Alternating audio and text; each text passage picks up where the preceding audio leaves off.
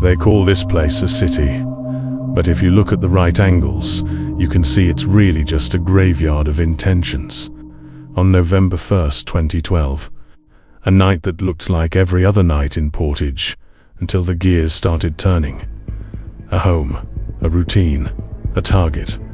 This is the anatomy of a contract, and the story of why, in these streets, a locked door is never enough to keep the darkness out.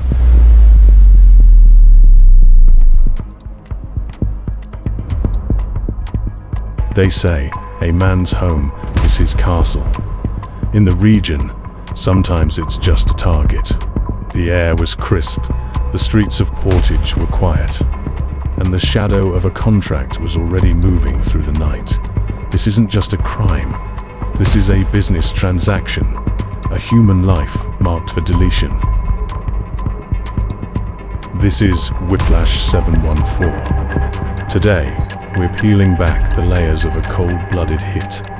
We're talking about Carl Griffith Sr, a man whose life was reduced to brass casings on a quiet suburban driveway.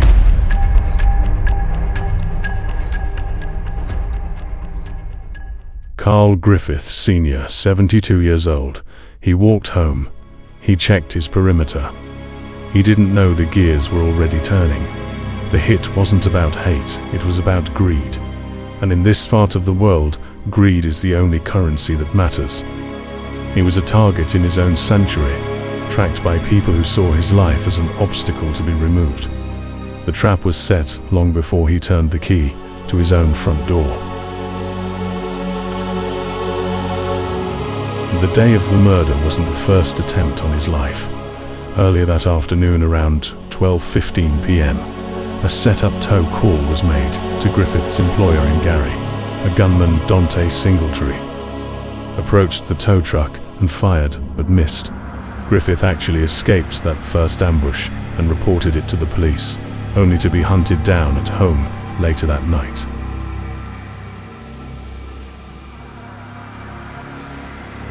Carl Griffith Sr. had returned to his home in the 2700 block of Locust Street in Portage. Singletary and an accomplice, Antoinetta Johnson, had been sitting in a rented black sedan in the neighborhood for 2 hours, watching the house. As Carl stepped into his driveway, front yard, Singletary emerged from the shadows. He opened fire with an AK-47. 3 to 4 rounds were fired. Griffith's son heard the shots and immediately ran outside. He found his 72-year-old father collapsed in the front yard. He called 911 at approximately 7:56 p.m. When Portage police arrived, Griffith was lying in the yard, unresponsive. He was not breathing and had no pulse. He was pronounced dead at the scene from multiple gunshot wounds. The police didn't have to look far for a motive. The shadow mentioned was Shoris Major. She set up the hit. The motive. Carl worked for a towing company owned by Shoris's estranged husband. She was reportedly furious because, while her husband was in jail, Carl had been running the business and giving the profits to the husband's girlfriend and son, rather than her. Shoris hired Singletary to erase the obstacle. The break in the case came when the accomplice, Antoinetta Johnson, confessed that she had driven Singletary to the intersection near Carl's house and waited for him to complete the hit. Tragically, Johnson was herself murdered in her beauty salon just weeks later, which complicated the initial prosecution of Shoris Major. Major, Singletary were players. To be precise, there were 2 majors in the arbitrani, the boss, husband, and Shoris, the mastermind.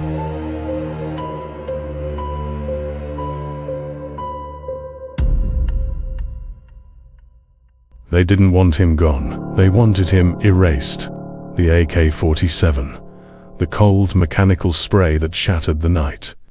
The neighbors didn't hear a fight, they heard the world ending. 72 years. Reduced to brass casings.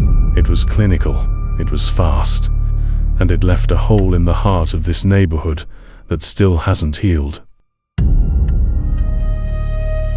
Justice is a slow machine in Indiana, but it grinds. It grinds until it finds the bone. The investigations didn't start with the body, it started with the shadow. And in the dark of this region, shadows have a way of leading you exactly to the monsters. Major Singletary, the players, the planners, the puppets. They thought they could vanish into the night, but they forgot one thing. Everything leaves a trail in the dirt. The investigation into the death of Carl Griffith Sr. evolved into a complex murder-for-hire case that spanned several years, involving sophisticated police work and the unraveling of a calculated conspiracy.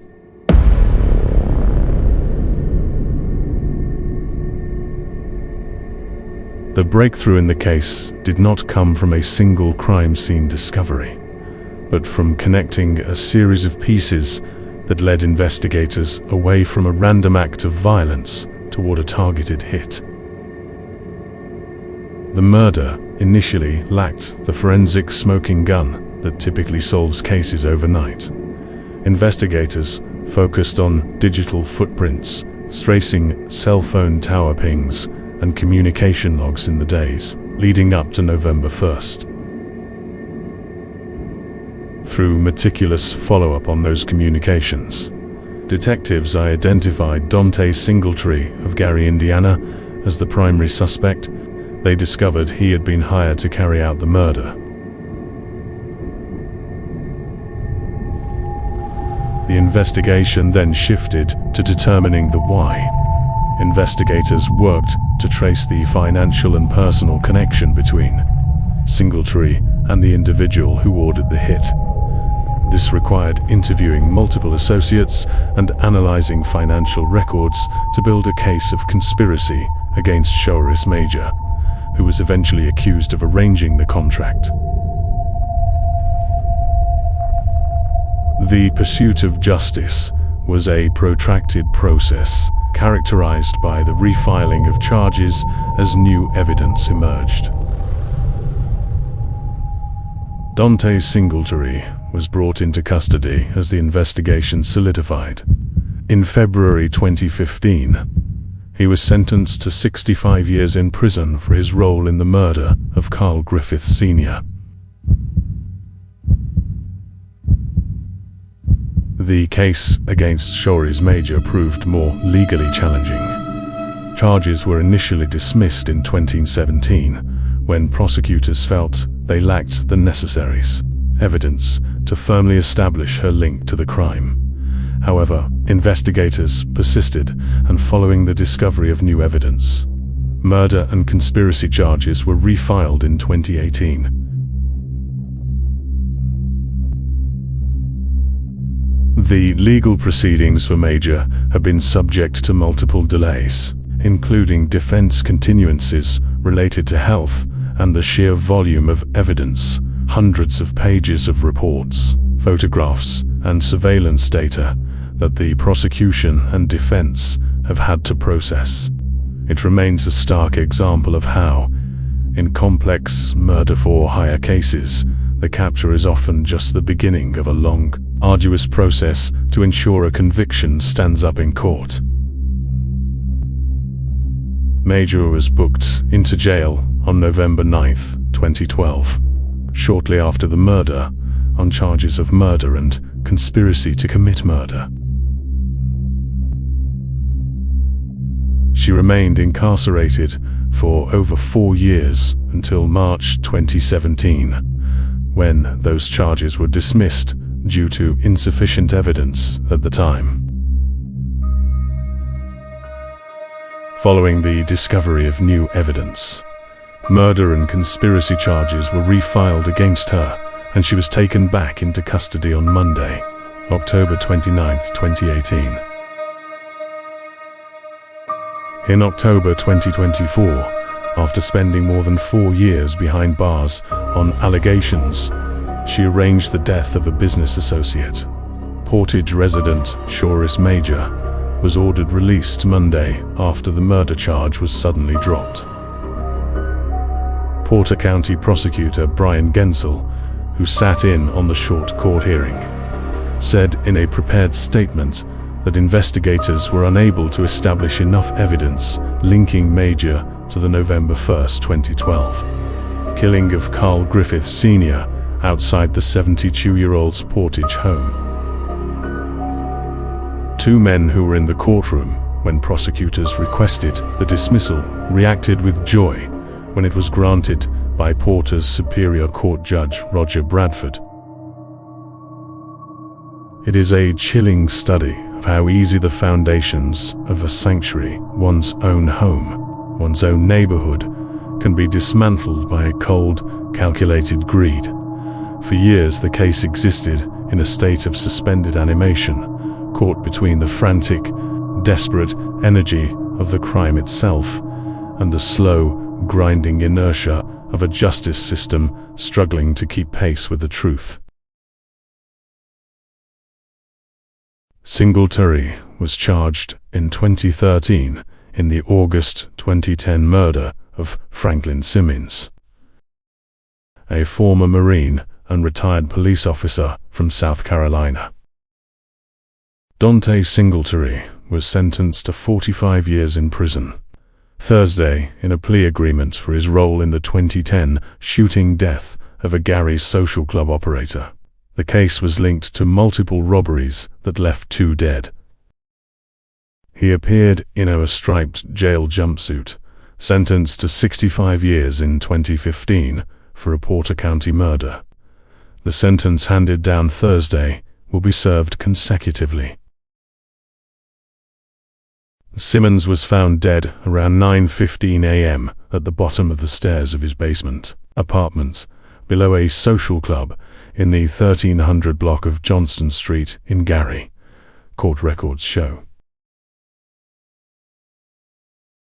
Ultimately, the resolution serves as a stark reminder that while the machinery of law can be delayed, and while the gears may turn with agonizing slowness, the weight of evidence eventually collapses even the most carefully constructed traps. In the end, the only true currency left behind is the memory of a life interrupted, now permanently etched into the history of the region as a warning that no perimeter is truly impenetrable when the motive is rooted in moral decay.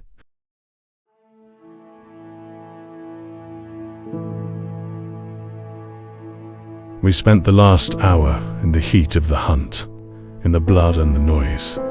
But every story, no matter how loud, eventually finds its way here, to the stillness.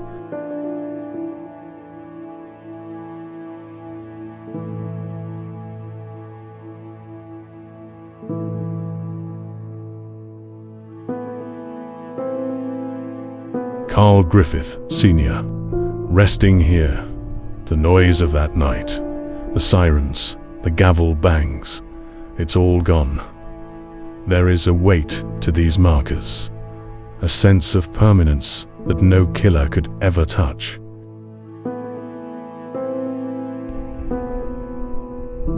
They tried to strip his name from the earth. He's still here. He's part of the landscape now. He's part of the region's history. You can change a man's fate, but you cannot change the fact that he was part of the fabric of this place. The hunt is over, Carl. The noise has stopped. The truth is recorded. Sleep now. The region remembers.